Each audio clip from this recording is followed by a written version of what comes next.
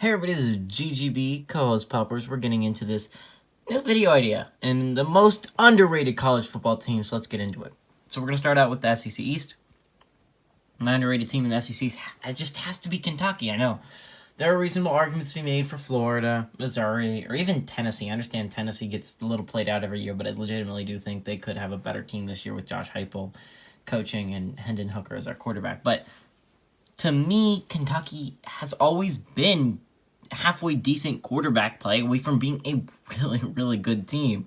Mark Stoops always has an extremely good defense and extremely good running game. They returned the majority of their offense, only losing Landon Young to the draft. They finally got a good quarterback in Will Levis through the transfer portal. What I think makes this team really underrated is the betting line. Look, the over-under line for the number of wins this team is at 6.5, which is insane.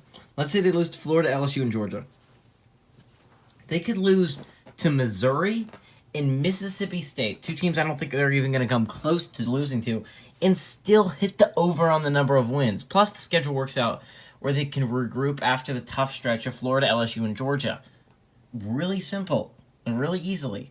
Kentucky is extremely underrated, in my opinion. Let's head to the SEC West. SEC West is really difficult to choose simply because outside of Alabama, you can make a logical argument for anyone here. I'm going to go with Ole Miss. The over-under for win total is at 7, which I believe they will hit easily. They ended up avoiding Florida and Georgia from the other side. Ended up only getting Tennessee, so pretty good there. They get LSU and Texas A&M at home. Sure, they have to travel to Alabama and Auburn, but the tough games are spread out pretty evenly. If they lose all 4 of the tough ones, which I don't believe Ole Miss will, I believe Ole Miss can pull off a good amount of upsets here. That would still land them at 8 wins. The real reason why I'm so hyped about Ole Miss is their offense. They return arguably the best quarterback in the SEC in Matt Corral. Sure, they lost Elijah Moore, but they still have some really good receiving threats. It's hard for the defense to get much worse than last year. And plus, Lane Kiffin's one of my favorite head coaches in the entire NCAA right now. That's why I feel so enthusiastic about Ole Miss and their offensive juggernaut. Okay, let's go to the ACC Coastal. I've got to be honest here. Virginia Tech was not my first choice. I understand. If you've been watching my channel for a long time, you know I'm a Virginia Tech homer. My uncle went there. I kind of love the Hokies. But the first team that came to mind was honestly Miami. I hadn't heard a lot about it on ESPN. I hadn't heard a lot about it with people I talked to. So I thought, despite being probably the 3rd best team in the ACC, in my opinion, no one was talking about it. So I thought they were severely underrated. But you look at their over-under win totals, it makes me think they're properly rated. They should lose to UNC and Alabama. I think most reasonable fans would agree with that. And their win total is set at 9.5, which means a stumble against App State, Michigan State, or some other ACC team puts them on the under. Virginia Tech, on the other hand, should have a top 25 defense next year. It has some really good players. The offense could have a little trouble going after losing Khalil Herbert, who was one of their better players, and Christian Darrisaw, again, one of their better players. However, Braxton Burmeister is an extremely gifted athlete who this offense will lean heavily on. However, the offense, it kind of just has to be decent at that over on the win total. It's set at 7. They lose all the games they should lose, Miami, UNC, and Notre Dame. They can afford to stumble in one game and still hit the over. Give me the Hokies. Most underrated team in the Coastal. Now go to the ACC Atlantic. To be honest, I was thinking Florida State the moment I had the idea for this video. And I was hoping and praying the over-under would have them underrated so I could talk about the Seminoles because I really love the Seminoles this year. They set the over-under winner at 5.5, which isn't even enough for a bowl game. And I was like, let's freaking go. I got to talk about the Seminoles. They draw a Notre Dame team with a brand new offense in week 1. The perfect time to draw Notre Dame. They have their tough games against UNC, Clemson, Miami, and Florida, all pretty evenly spread out if you look at the schedule. Even if they lose all 5, they still have room to stumble against NC State, Louisville, or Boston College and still hit the over. Plus, Mike Norvell is, again, one of my favorite young and up-and-coming coaches. He recruits very enthusiastically. He's a great teacher. I just look at what he did in Memphis.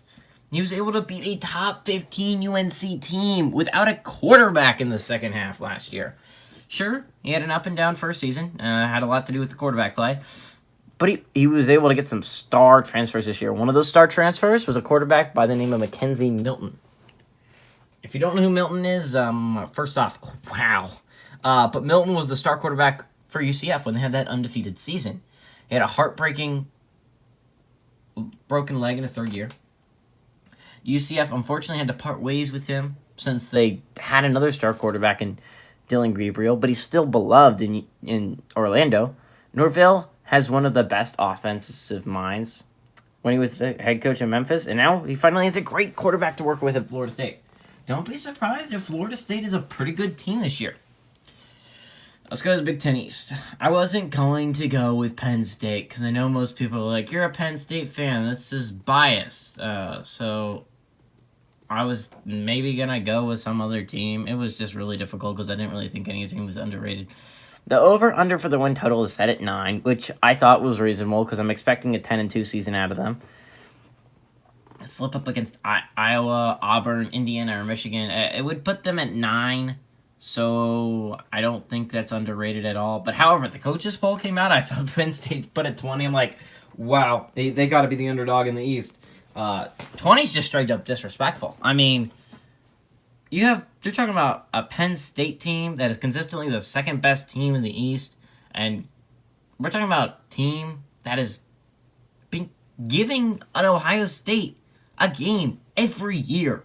Except for last year. You just exclude last year. I think that's what put them at 20. But unless you had a horrible year last year, they still got, 13? It's insane to me that Penn State, it's at 20.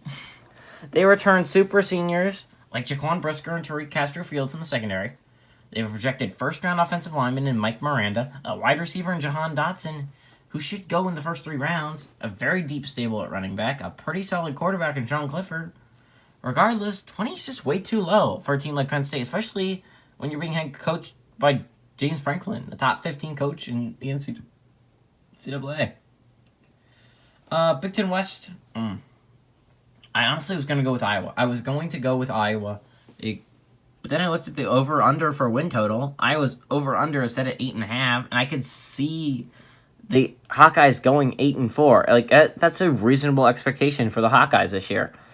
Minnesota, on the other hand, they were unranked in the Coaches Bowl, and over-under win total was set at 7. That's pretty crazy. They draw Ohio State week 1, which if you had to play them, that's the best time to play them, just like Notre Dame and Florida State. Minnesota has an experienced quarterback in Tanner Morgan, while C.J. Stroud will be playing his first NCAA snaps. Minnesota has a pretty easy stretch until November, where they have to play Iowa, Indiana, and Wisconsin in a row. Now, I think they can steal at least one of those games, but even if they don't, that would still put them at 8-4 and hit the over. Tanner Morgan is a player I expect to be drafted this year. The redshirt senior Muhammad Ibrahim returns to the fold for the Golden Gophers. The defense will always be good under Fleck. For a team that was almost in the playoffs 2 years ago, this team is strangely under the radar. And then the Big 12. Honestly, Kansas State was just like Florida State, Kansas State was the first team that came to mind when I thought of underrated team in the Big 12. DraftKings decided to make it really easy on me, setting the over-under for win total at 5.5. All they have to do is be bowl eligible, and they'll hit the over. I think the Wildcats are going to be way better than that. The schedule works out really well for them. The games that should be really tough: Oklahoma, Iowa State, and Texas. Those are the top 3 teams in the Big 12. They're always going to be. But they're really well spread out for this Wildcats team. Oklahoma, unfortunately, comes after Oklahoma State, but they do get them at home. Iowa State is in Manhattan and after a bye week. And Texas is the last game of the season after Baylor. Even if they lose to the 4 tough teams in the Big 12, Oklahoma State, Oklahoma, Iowa State, and Texas. Let's say they lose to all 4. They should still hit the over on the win total by a large margin. Kansas State returns Skylar Thompson, who owns 2 wins against Oklahoma and has been a phenomenal quarterback for the Wildcats. They return Deuce Vaughn. Phenomenal his freshman year, and he should only get better. He's drawn a lot of comparisons to Darren Sproles, who also played there. Malik Knowles, very solid receiver. The defense is going to be always good. It's always going to be good in Manhattan, Kansas. There's just nothing about it. Kansas State is always going to be a good defensive team. Not to mention, Chris Kleiman, 2-0 against the Sooners. Don't be surprised. The Wildcats surprised you in 21.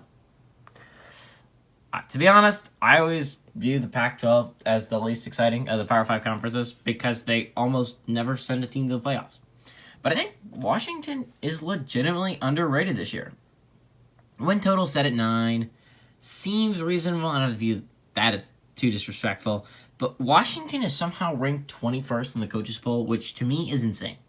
You look down the schedule, Huskies are going to be favored in every game except for Oregon. That game could even swing in the Huskies' favor if Oregon starts out poorly. I mean, the Huskies return the majority of their better players. I think if things go correctly for Washington, this could be a playoff team. Watch for the Huskies to quickly move up from 21 in the poll. I 100% believe that. Pac-12 South. Now, again, I think that a reasonable argument can be made for Arizona State and Utah, considering they are both outside of the top 25 in the coaches poll, and I think they're better than that. But their over-under win totals are set at 9 and 8.5, which I think is very reasonable. To me, Colorado was one of the most surprising teams last year. The brand new coach in Carl Dorrell, if you didn't know, Tucker left them. He just straight up left them right before COVID hit, like out of nowhere, and he went to Michigan State. They had to scramble to find a new coach after the market really closed, and they were able to bring in Carl Dorrell. They ended the season at 4-2, and they started off the season 4-0. It was an amazing turnaround by Dorrell. This was a team that was in the playoff conversation in December, which is insane if you think about it. They were there. They were on the cusp of a playoff spot just a couple months ago. Do you know where the over-under for this Buffalo team is set? A Colorado team that was, again, vying for a playoff spot. It's set at 4.5. They only played 6 games last year, and they almost hit that. That's crazy.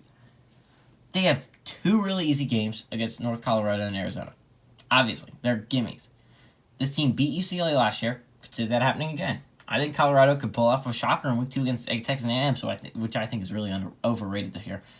I think Minnesota should beat them in Week 3, but I think it's quite possible they pull off a win against Arizona State, USC, Oregon, Washington, or Utah. And again, they have games against Cal and Oregon State this year. Pretty easy games. So, you know what that adds up to? Is a team that is, the very least, above 4 wins. Makes me think the Buffaloes are really underrated this year. But these are my underrated teams. I hope you guys enjoyed the list. Hit the comment section if you disagree with any of these and if you have any ideas of your own. But everybody, this is GGB Coach Pepper saying adios, amigos.